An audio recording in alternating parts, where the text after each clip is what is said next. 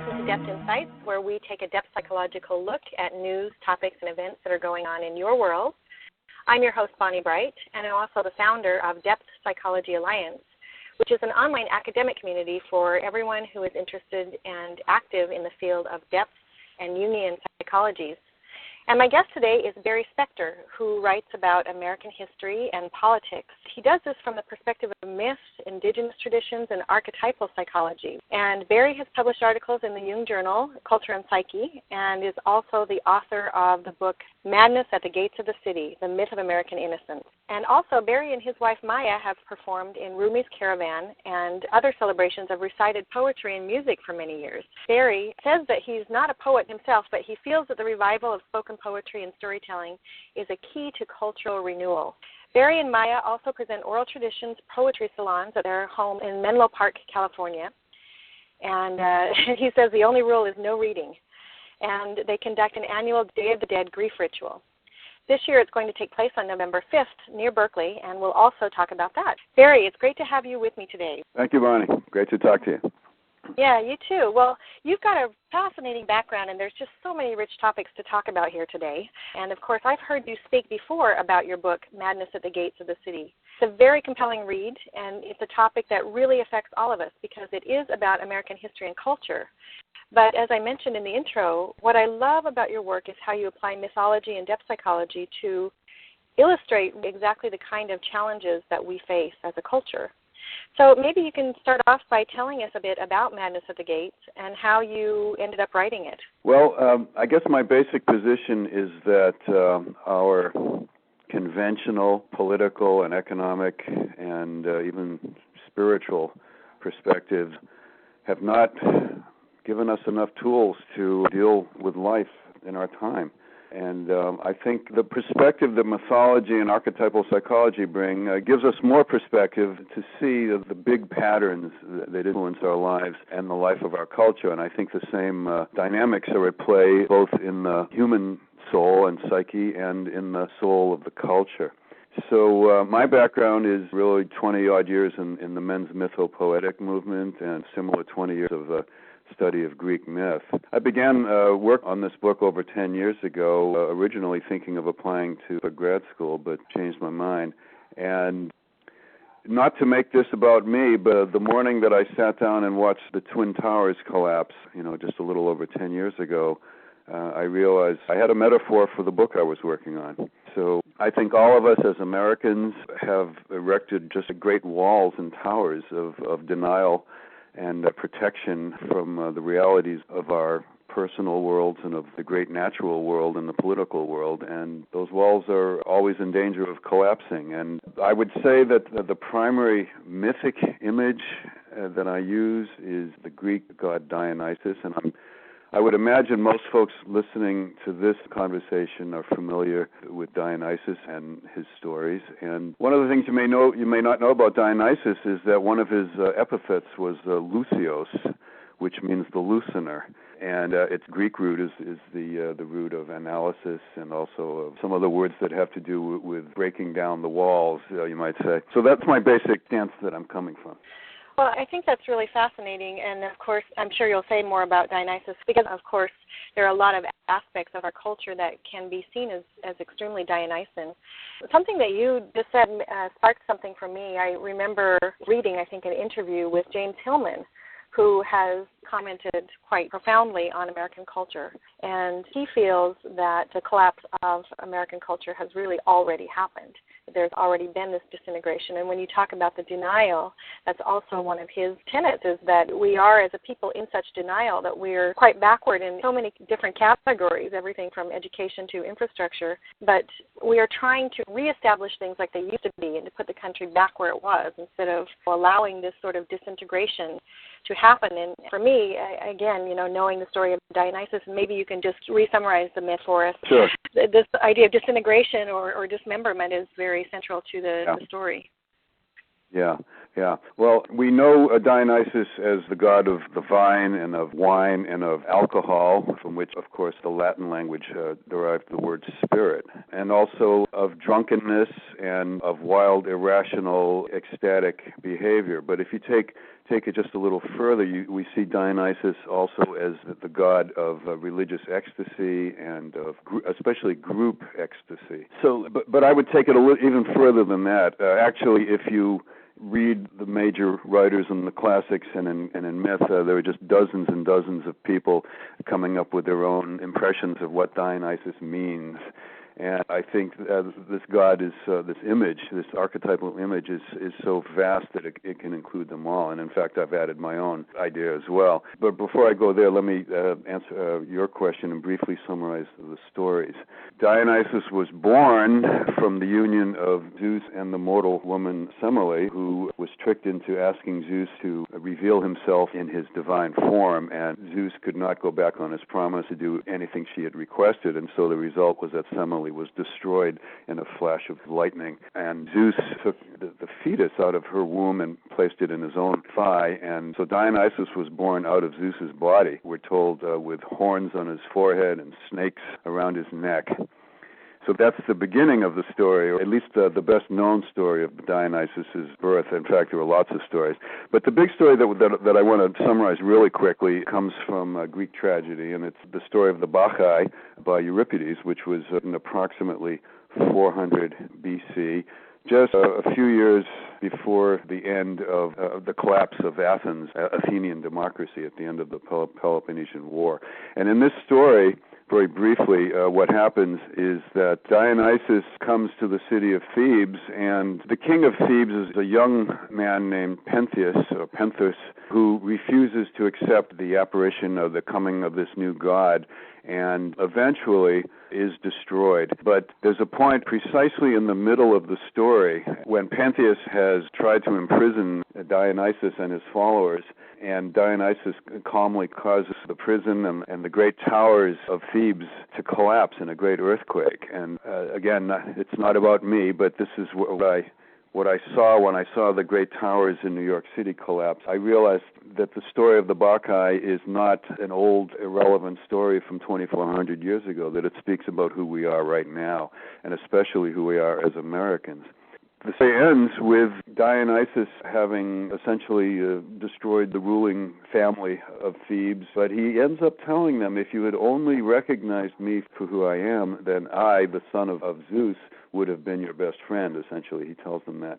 So from that I get my own idea of what Dionysus means, and to me, Dionysus is an image of the other, which is to say it's an archetypal mythic image that was evolved over perhaps 2,000 years and then has been reconsidered and retold for another 2,000 years.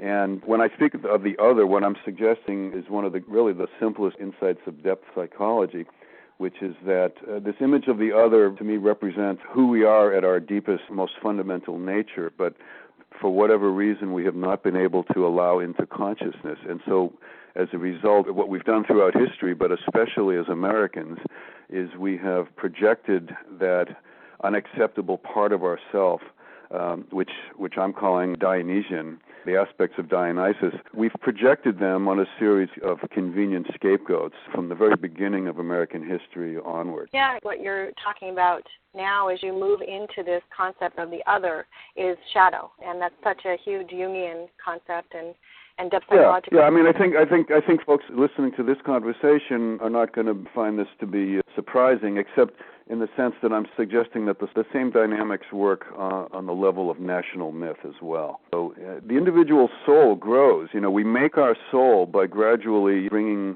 figures from our personal unconscious or shadow into consciousness. I mean, this is how we make our soul. And I'm suggesting that this is exactly what happens on the national or mythic level. There are little bits of ancient language that give us a sense of how indigenous people did or may in some cases still do think about these issues. In ancient Greek, the word xenos, Xenos, is the root of xenophobia, so of course it means stranger. But this is the surprising part, it also means guest.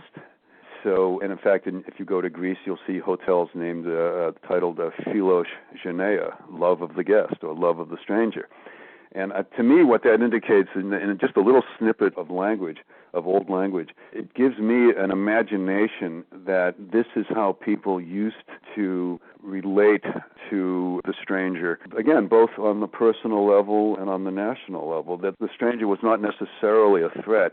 The stranger might very well have had something to bring to one's world that would help complete one as a being, as a soul.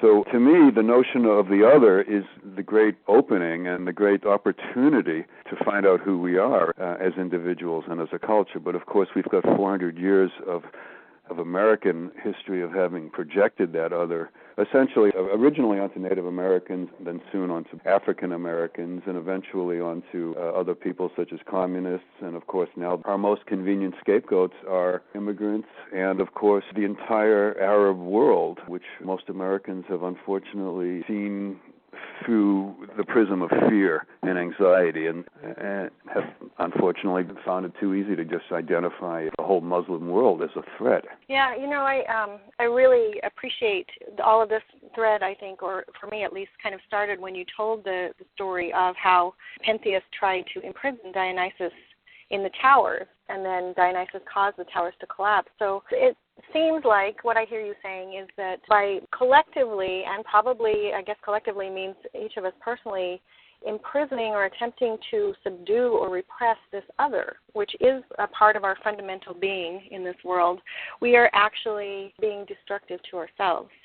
And because let me give you another thought that just occurred to me. I came across a wonderful quote recently by Paul Shepard, the late environmentalist, and just in one sentence, he kind of summarizes what I would call our conventional dilemma. He says, the grief and sense of loss that we often attribute to a failure in our personality is actually a feeling of emptiness where a beautiful and strange otherness was meant to be experienced. That's beautiful. Yeah, somehow, I guess before we can do anything else, we have to be able to identify where that other is in us. And that's a very key fundamental piece of being able to actually change or do something about this extreme rejection of the other first in ourselves before we can begin to change the outer world. And it may seem like a leap to you, but what it makes me wonder or want to ask you is, because this all started with the fall of the Twin Towers as a symbolic event for you, do you think that given our capacity and our tendency to try to imprison that Dionysian part of ourselves, again, both personally and collectively, do you think that the fall of the Twin Towers in America as a huge historical event was a result of this capacity or tendency to imprison the Dionysian part, or is it a symptom of something else? I take an essentially radical political stance. I mean, I'm very honored to have had a blurb from Howard Zinn just a couple of months before he died. If we look at American history, well, even if we look at just the last 50 years, the American empire has attacked approximately 50 countries since the end of World War II. And there have been many messages from the so-called terrorist world that their attacks on our soil were a response to things that we had been doing for these 50 years. But I actually take a wider historical stance because, in essence, what the American empire has been doing in these last 50 years is no different from what it did from the very beginning. We began to identify ourselves from the very beginning as white Americans. I stress white. In distinction and contrast to these others that we encountered in the New World, our ancestors encountered. And I think the only way that Americans could live with the kind of violence that we have been perpetrating as a culture onto others of the world has been to create this mythology of innocence, and hence the subtitle of my book. What I'm really speaking about is the myth of American innocence. And I think the dynamics of how we make this myth and how we live in it is essentially through this process of othering and denial. Going back to that quote by Shepard, I think what he was describing is the phrase that I use that originally comes from Joseph Campbell. The phrase is the demythologized world. Campbell said that Western Europeans and modern people have been living in a demythologized world since the essential myth of Christianity that had been holding Europeans together began to come apart in the 12th century. My own opinion is that this process of demythologizing, the collapse of myths that really held culture together, that this process has been going on for a very long time, much longer since there were plenty of allusions to it in Greek myth itself. The background is we have enough evidence, or at least enough of imagination, to think of a world in which indigenous people lived where myth and ritual held them together and gave meaning to their lives and brought their young people into the world and initiated them and welcomed the innate purpose that each individual brings into the world. I think we still have enough evidence of few indigenous cultures that still do that or still have a memory of doing that. And we certainly have a memory of that in Western culture, in many of our fairy tales, and certainly in Greek myth. But I think for a very long time what we've had as what I call the creative imagination, as it began to unravel, I think what we've had as a result is two kinds of imaginations that pretty much dominate who we are as modern people. And one I call the predatory imagination, which is characterized primarily by an insatiable greed for power. And the second I call the paranoid imagination, which is characterized essentially by anxiety and fear. And I think this is the heritage that European people brought to the New World at the beginning of the 16th century. And especially in New England, where our Puritan ancestors essentially established our literary and religious foundations of the culture. And our Puritan psyche is still much, much stronger and much more influential in our lives than most of us will give credit for. And I think this is where our sense of othering comes from, because let me go back to Dionysus for a second. I think in America in particular, due to this puritanical heritage, what we have repressed and consequently what we have projected onto our scapegoats, our others, is basically a series of characteristics that we consider Dionysian.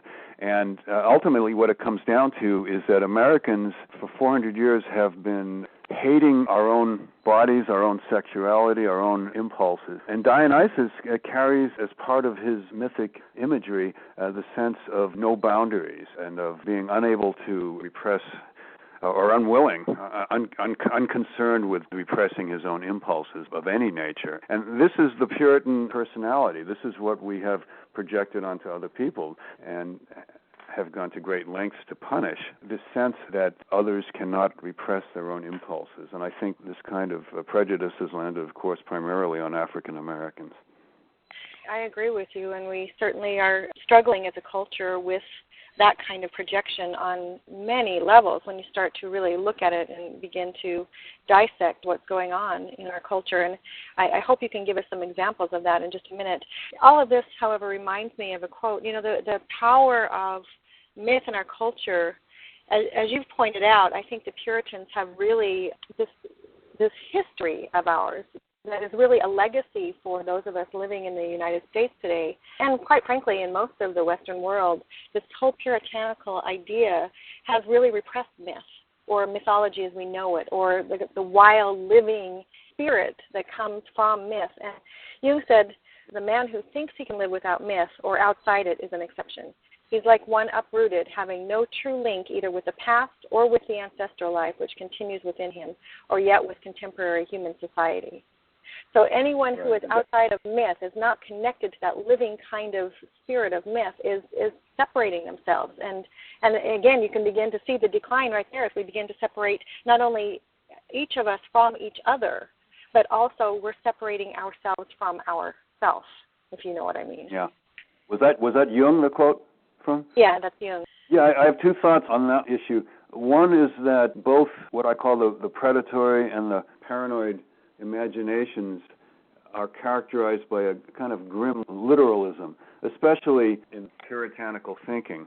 And of course, our worst example of that is certainly not just among Christians, but among Jews and Muslims as well, is taking their own mythologies literally and being fundamentalist. A fundamentalist cannot think metaphorically or mythologically.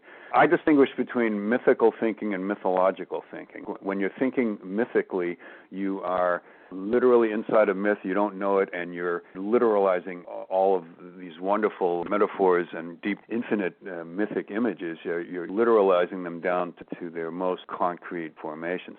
The other thing I wanted to point out is that I don't think any of us are living without myth. When the deep myths that Campbell refers to as cosmological myths that really hold culture together, when they collapse, what we have left is what he calls the sociological level of myth. And this is where I see the myth of American innocence. We are living within a great, huge mythology, generally totally unaware of it. And that mythology is not connecting us to the deep cosmos, nor is it connecting us to the great cycles of nature. That's what Campbell means by a demythologized world. That doesn't mean that we don't have myths. What we have is myths that justify the social order. And, if you want to get more political about it, that rationalize our participation within capitalism. So we have our myths. It's just that they're not nourishing us. And for the most part, we're not even aware of them. Right, that's right. Well, so you've put your finger on, of course, something that clearly is the issue here. We know the challenges that we're facing. That's all of what we've just talked about. But how does the healing happen? What's next? Do we go back to the old myths? Do we introduce new myths? I mean, how can we possibly start from where we are as a culture and begin to transform into something else? Yeah, great question. Let me say, first of all, that even sociological myths like the myth of American innocence, which on a certain level is a great big lie, they hold us. They hold us very deeply. And the reason they hold us is because, or let me say just our myth holds us because at its very core, it does have a kind of vestigial connection to the kind of mythic stories and images that really would nourish us. So it's a tricky thing. I mean, we're living a story that needs to be brought to light. But at its very essence, we don't want to throw the whole story out because it does have that connection. I think the myth of American innocence, I think the phrase itself probably feels familiar to the listeners of this conversation. If we have time, we'll get more into it. But I think over the past 3 or 4 generations, there have been regular cracks in the myth. The biggest crack in the myth was the 1960s. And those who would profit from the continuance of the myth have taken regular steps to seal those cracks up. Mm-hmm. But, even right now, as we speak, people are occupying cities, thousands of cities all across the world. Yeah, I was going to say, there's a few people who are looking to change that myth right about now. Yeah, and it's a good thing. It's a necessary thing. I suspect there will be severe reactions because this thing always goes back and forth. There will be reactionary responses. But to get back to what you were asking, from my perspective, those of us who want to make changes at the level that you and I are talking about, on the mythological level, or let me backtrack a bit, I think the real changes on the political level will happen over a long period of time, gradually, as mythological thinking comes back and we're able to actually begin to see the kind of myth that we've been living in. We're going to have to wake up from the nightmare of the American dream before we can begin to reimagine what that dream could be. And doing that is going to require getting literate mythologically once again. And as I said, we're living in a culture that literalizes our stories. But there are thousands, if not millions of us out there who have been thinking differently and maybe thinking mythologically, and this is the direction to be going. I think the return of poetry and storytelling is a major aspect of this, even if it doesn't sound like there's any connection to the political. And I think the return of ritual is the real answer. And I give a large section in the third part of my book over to that question, the return of ritual.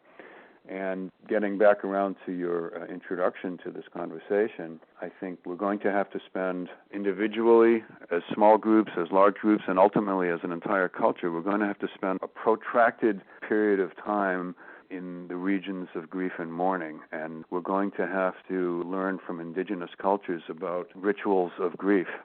Anyways, so, that gets around to your introduction regarding our upcoming Day of the Dead ritual. Well, Hillman and Jung and, of course, many other thinkers refer to this concept, which actually is a Greek notion of how things turn into their opposite. Enantiodromia is really the idea of a pendulum that swings as far as it can to one direction, and then it's inevitable that it's going to have to reverse directions. There's just no other option. And, of course, Hillman said that only things that are separated can unite, because separation has to occur before unity can occur. And so this idea of going into, the grieving and acknowledging loss and witnessing destruction and dismemberment, I feel very strongly is going to be a huge part of our process. And we alluded earlier to the fact that you and your wife do these rituals for the Day of the Dead, which is coming right up. Can you talk to us about what kind of things you do at the ritual, and why is this important to us? How can it actually impact us as a culture and personally? Well, let me take a quick detour. You mentioned the phrase dismemberment, which is what happens to King Pentheus at the end of the Bacchae. He is literally torn apart. But if we think of the opposite of remember as forgetting, we can go in one direction. But if we think of the opposite of dismember as remember, that gives us a kind of imaginative clue to where ritual can take us. And you also mentioned the word separation in regard to Hillman. And, of course, the word separation is part of the whole anthropological and mythical issues relating to the initiation process and also the hero's journey. You begin with the hero or the initiate or the one to become the initiate that begins as a stable member of a stable society, and then things fall apart, or the person is taken away into the woods by the elders, or the hero hears the call out to the wilderness, and dismemberment or separation occurs in liminal space. And then the third part of both the initiation and the hero's journey is, and very critical, is the return to community.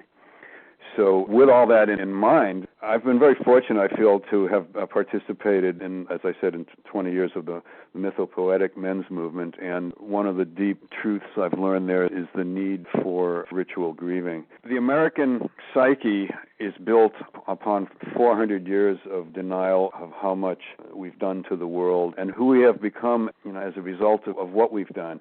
And you may be familiar with the African teacher Malidoma Somé. Yeah, I happen to be very familiar with him. Yeah, I've studied with him, and he's amazing. We learned our grief rituals with Malidoma. But one of the wonderful things that he has mentioned is that when he first came to America and walked the streets of New York City, now you can take this literally or not, what he saw was thousands upon thousands of ghosts walking around. In other words, he was referring in that manner to pretty much the same thing I'm saying, which is that America and Americans have got a tremendous backload, a great bag, you might say, of unresolved grief that we all carry around. I mean, everyone does throughout history, but Americans in particular, because we have denied death so much as a culture, we carry around a great load of unexpressed or unresolved grief.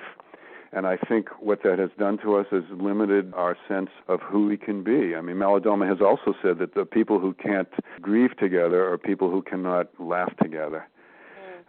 So with all that in mind and all that background, my wife and I have been leading these grief rituals for about 15 years now in the Bay Area. The next one is going to happen just north of Berkeley on Saturday, November 5th. And what we've evolved over the years is we find a space that is appropriate, a good container, and we bring a community of people together for what we call a sudden community of just one day, although in the indigenous world, these kinds of rituals can be much longer than one day. But all we have is a day, and we come together. We use a lot of poetry and singing and chanting from different cultures, and the poetry is generally recited, not read, because we find that is a connection to the imagination that is very important. We build altars to the ancestors. We have stories. We have small group interaction or sometimes one-on-one interaction. But all of it is meant to build up the sense of the need to let go of this great heavy weight of unexpressed grief that we all carry. And so the second half of the day is devoted to a very lengthy ritual, which, if you've worked with melodrama, you know what I'm speaking about, in which there's drumming and chanting and movement, and this part of the day can take over 2 hours, and people are encouraged to move from what we call the village part of the space to the ancestor shrine or the water shrine of the space, and just lay down your grief to the water. And it can be a very moving thing to see people finally having the sense of permission to let go, and falling down in front of this beautiful water shrine and just wailing and letting that weight go. And any emotion is acceptable. I mean, some people will be crying and others will be screaming out rage. But the important thing is once they're done, they come back to the community and are welcomed with great enthusiasm by the rest of us, so that we acknowledge that they have gone through a kind of initiation or heroic journey, if you prefer. So I'd like to imagine a culture where these kinds of rituals can be welcomed as a necessary aspect of our return to the world that we all imagine that we want to live in. Yeah, definitely. I can attest the grief work that I did with melodrama myself in the process of a very intensive training with him, one of the most powerful experiences that I've had. And I'm very aware and was at the time of a tremendous amount of what some writers have referred to as disenfranchised grief, which is grief that, as you mentioned, we're carrying, but we're often not even aware that we're carrying, or we can't link it to any specific reason. And it might be because it's generational. Yeah. It might be because of all the repression of, our puritanical ancestors that's been handed down generation after generation after generation. But as Hillman says, if you stay with the suffering, it leads you into a mythos, a more poetic method. And this is the mythological thinking that you're talking about, this capacity to tap into that's a good point. the bigger. Yeah. And, ritual for me, and I think this probably comes from melodrama as well, it's really putting things into the hands of the gods. Because if you're not aligned with the gods or with something bigger, whatever you want to call it, on some level, again, you move right back into that literalization that you were talking about. And there's no way that something new can emerge from that. Yeah. This is so rich, this whole conversation, I feel. When you speak of this phrase, disenfranchised grief, it reminds me, one of the most common statements I've heard dozens and dozens of times at men's conferences over the last 20 years. Someone will say essentially, I haven't cried in 30 years, and I'm not going to let myself start now, because I know that if I started, it would never stop. It would overwhelm me completely. And of course, that's an accurate statement. And what a lot of men, it's harder for men. If they're lucky, they get the opportunity to be in a space where they get the message that it's safe enough to let that down and let it go. And there's no guarantee. It may be infinite. It may very well be infinite, because I think we carry unresolved issues from our ancestry going way back. But also as Americans, whether we identify primarily as victims of this culture or as those who participate in the victimization, it diminishes who we are as people and as a culture. It diminishes our imagination. And you're right, I think you really put your finger on it there, that to allow ourselves the permission to let some of that go and to go into ritual itself is a way of building up this new mythological vocabulary. I think you were very accurate with that. One other aspect about all this is, in the course of being at men's conferences all these years, is we have seen countless young men, and I mean mostly men of color, mostly coming from the inner city, many of them gang members or former gang members. And the interesting thing is that they are the most mythologically literate of all of us. Maybe not mythologically, let me rephrase that, ritually literate. These kinds of guys know ritual because they do it in their inner cities. It's just that in the gang life, they're rituals of death, not of life. But when they get the opportunity to participate in a ritual of life, they are the first ones to show up and the last ones to leave. Well, Barry, it's very powerful work that you're doing, and I just am so grateful for what you're doing in the world, and to be able to do that alongside your wife in a partnership is really wonderful work. Again, the upcoming ritual for the Day of the Dead that you're doing is near Berkeley, California, and that's on November 5th.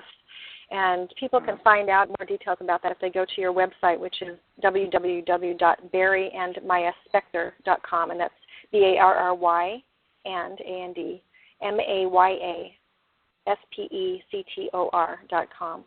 Barry, you have a couple of other websites as well? I have one other website which is specifically about the book. It's www.madnessatthegates.com. And there are several sample chapters that people can download. And each of the websites has a lot of other articles that I've put up online, that I've published on various online mythological journals and the Jung Journal in San Francisco. So, people can read a lot of my writings for free. Excellent. But hopefully they'll buy the book.